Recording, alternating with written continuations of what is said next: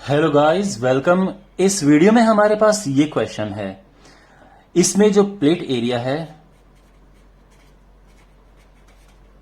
वो ए है, I mean ये एक कैपेसिटर है और जिसमें हर एक प्लेट का, ये दो प्लेट है, इनका एरिया ए है। जो सेपरेशन है between the plates that is small D. Separation between the plates is small D.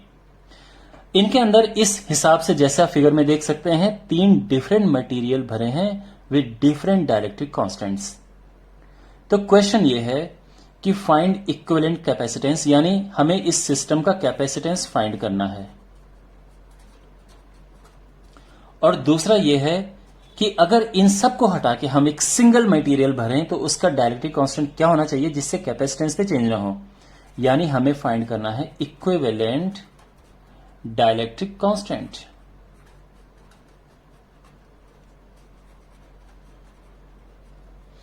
Question समझ आ गया? So let's start.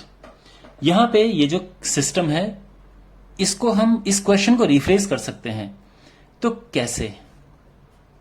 इसको हमने अलग कर दिया, ये हो गया ऐसे, और यहां पे ये एक है और ये दूसरा है। समझ गए? तो ये हो गया K1, इसमें भरा है K2, इसमें भरा है K3। इस प्रोसेस में देखो, यहां का जो एरिया है, ये प्लेट एरिया, ये A/2, यहां प्लेट एरिया भी A/2 और इसका प्लेट एरिया भी A/2 होगा। तो प्लेट एरिया तो सेम है, आई मीन सेम मीन्स जो ये था इसका हाफ हो गया है, क्योंकि आप समझ सकते हैं A/2 A/2 A/2। जो सेपरेशन है जितना इसका है उतना ही इसका है, तो वो तो D रहेगा। लेकिन ये सेपरेशन यहां पूरा D था, इन दोनों का हाफ हाफ हो जाएगा, तो इसका D/2 और D/2 हो जाएगा। ठीक है, तो हमारे पास ये तीन कैपेसिटेंस है, तीन डिफरेंट कैपेसिटर्स हैं। ये नंबर 1 ये है, फिर दूसरा ये है, तीसरा ये है। तो इनको अलग अलग निकालते हैं। सबसे पहले हमारे पास है, देखो, C1, दैट इज, देखो कैपेसिटर का फॉर्मूला क्या होता है, जब कुछ भी अंदर भरा नहीं होता है तो ε0 A/D। जब उसके अंदर कोई मटेरियल भरा होता है तो फॉर्मूला बन जाता है K ε0 A/D। तो यहां पे मटेरियल भरा है, इसकी बात कर रहे हैं, तो K1 आएगा, ε0, एरिया इज A/2 D, यानी ये हो जाएगा K1 ε0 A/2D। अब C2 की बात करते हैं, यानी इसकी, इसमें क्या है, K2 भरा है, ε0 एरिया हाफ है, लेकिन इसका प्लेट सेपरेशन भी हाफ है, तो ये 2 से 2 कट जाएगा, सिंपली आ जाएगा K2 ε0 A/D। और जो तीसरा है C3, दैट इज K3 ε0, उसका प्लेट एरिया भी ये है और डिस्टेंस भी यही है, हाफ है, सेपरेशन बिटवीन द प्लेट्स, तो ये भी हाफ कट जाएगा और ये हो जाएगा K3 ε0 A/D। आई होप आपको ये तीनों समझ में आ गए होंगे, तीनों का कैपेसिटेंस कैसा है।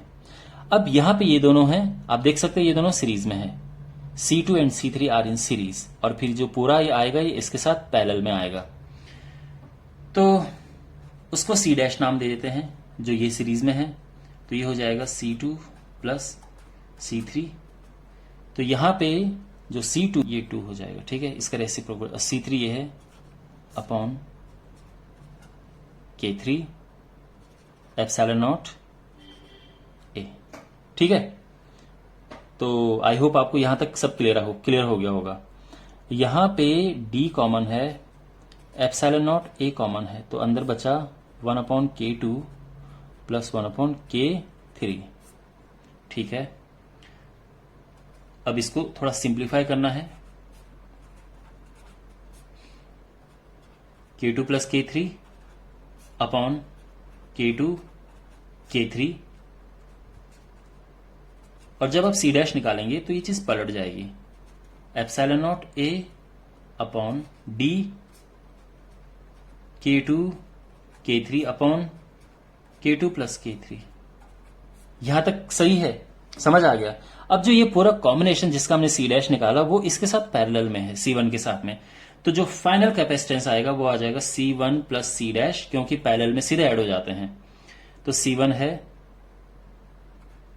K1 epsilon naught A upon 2D, और यहां पे ये epsilon naught A upon D K2 K3 upon K2 plus K3। यहां पे epsilon naught A upon D common ले लिया हमने, तो यहां बचा K1 upon 2 plus K2 K3 upon K2 plus K3। ये आ गया है। ठीक है, आप चाहो तो इसके बाद एक और स्टेप लिख सकते हो, वो यहां पे लिख देता हूं। वो हो जाएगा C is equal to epsilon naught A upon D। जब इनको इकट्ठा करेंगे K1 K2 और K1 K3, तो ये है K2 K3, तो ये पूरा हो जाएगा। देखो K1 K2 plus K2 K3 plus K3 K1, बिल्कुल तीनों एक सीक्वेंस बन गया। अपॉन में आएगा 2 K2 प्लस K3। ये आ गया, ये समझ आ गया। ओके, मैं इसको और क्लियर लिखता हूं।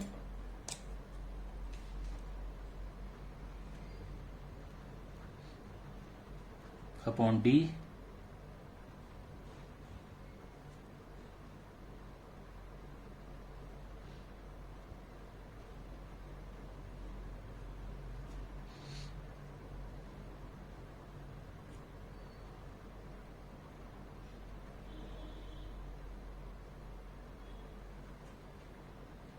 ठीक है।